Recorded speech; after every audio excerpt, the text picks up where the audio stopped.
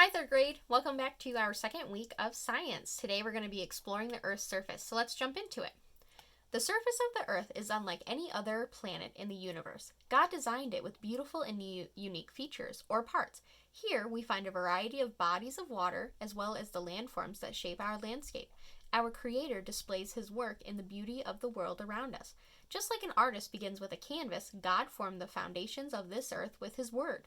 On the third day of creation, He separated the seas from the dry land. The shape of the earth. The earth is shaped like a ball or a spear. A globe is a spear with a map on it that can help us to understand what our planet is like. The North Pole is at the top of the globe, while the South Pole is at the bottom. The imaginary line around the Earth halfway between each pole is called the equator.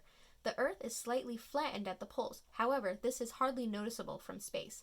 The poles are the coldest parts of the Earth, while the equator is the hottest because it is always closest to the sun. The structure of the Earth. Let's imagine we could explore deep inside the Earth. If we were to cut it open and find what's inside of it, we would find three main sections. We would find the crust, the mantle, and the core.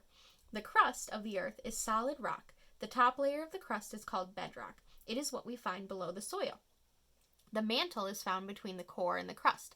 Scientists believe the mantle is made mostly of solid, hot, dense rock. The mantle also contains hot liquid rock called magma. And then at the very center of the Earth is the core. The core is very, very hot. Now make sure we remember, the crust is the outer layer of the Earth, the mantle is the middle layer of the Earth, and the core is the inner part of the Earth. Seas and dry land. From space, the Earth looks like a blue sphere. It is blue because 70% of it is covered with water. There are 5 oceans on Earth: the Arctic Ocean, the Atlantic Ocean, the Pacific Ocean, the Indian Ocean, and the Southern Ocean. There are 7 large land masses called continents on the Earth. So right here you can see that water makes up 70% of our Earth and land makes up only 30% of our Earth. Now let's do a quick comprehension check. So label the sections of the Earth. So we've got number 1 is the crust, number 2 is the mantle, number 3 is the core. Multiple choice. The blank is the hottest because it is always closest to the sun, the equator. Magma can be found in the mantle. Bedrock is part of the Earth's crust. And there are 5 blank on the Earth, oceans. Fun fact, no one has ever seen or been to the center of the Earth, but scientists believe there is something very magnetic there, probably iron. The Earth's magnetic poles help it to act like a giant magnet. This is why a compass works. A compass has a needle that has been magnetized. It will always point north. Let's move over here to soil. Soil covers the Earth's crust in most places where there is dry land. It is made of minerals and humus. Both are important for growing plants. A mineral is a substance or material in the earth that has never been alive. Rocks are made of minerals. Diamonds, silver, and gold are very valuable minerals. The salt you use to flavor your food is also a mineral. The soil is full of tiny pieces of minerals that have been worn away from rocks.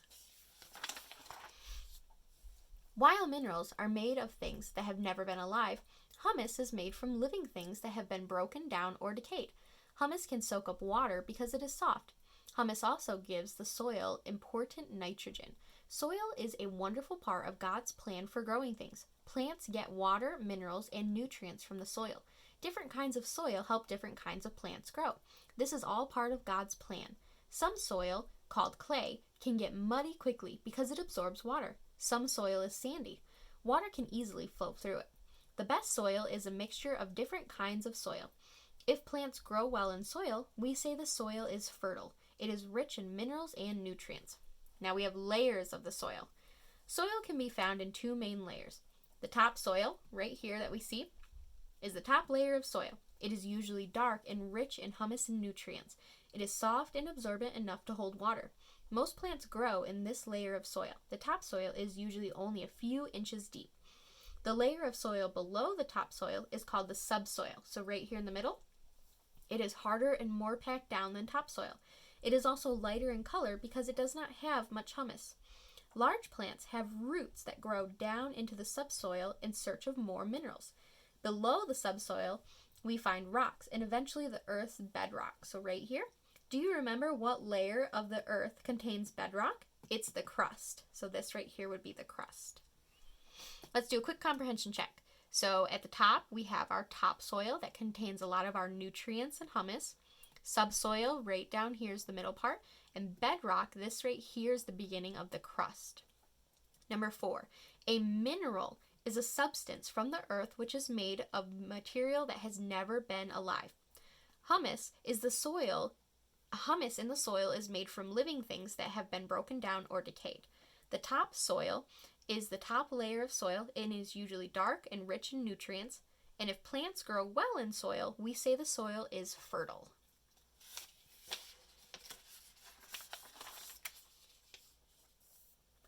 Soil conservation. Sorry about that. Soil is one of the natural resources God has provided for us. Like any other natural resource, we must take care of it. Farmers take care of soil by growing many different kinds of plants from year to year.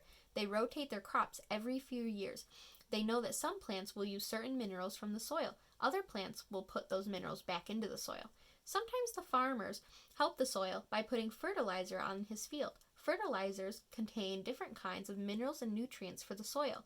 The fertilizer returns to the soil the minerals that the plants took out. Soil erosion. Farmers also conserve soil by preventing soil erosion. Soil erosion is the loss of soil by water and wind.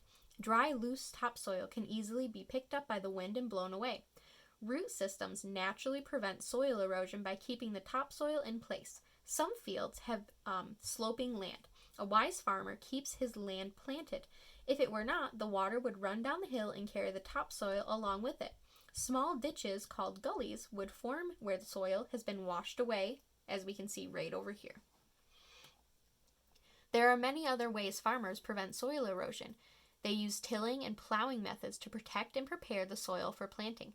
After the harvest, farmers often use a chisel plow to turn over the plant stubble that is left behind.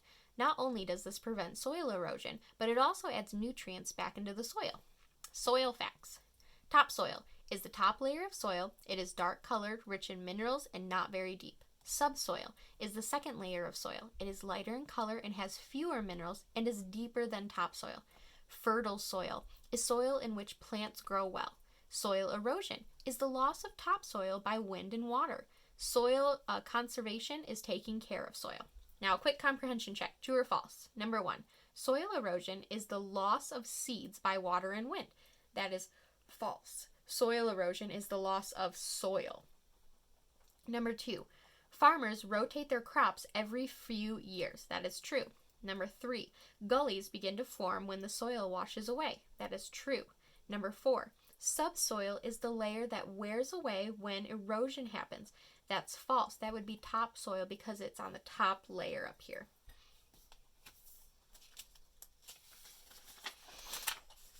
Landforms.